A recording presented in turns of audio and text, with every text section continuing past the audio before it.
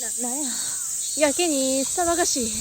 なんや、なんかやけに騒がしいんや。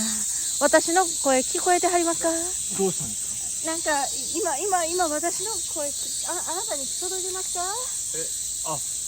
今日セミめちゃくちゃ鳴いてますね。確かに。セミ？はい、この鳴いてるやつ。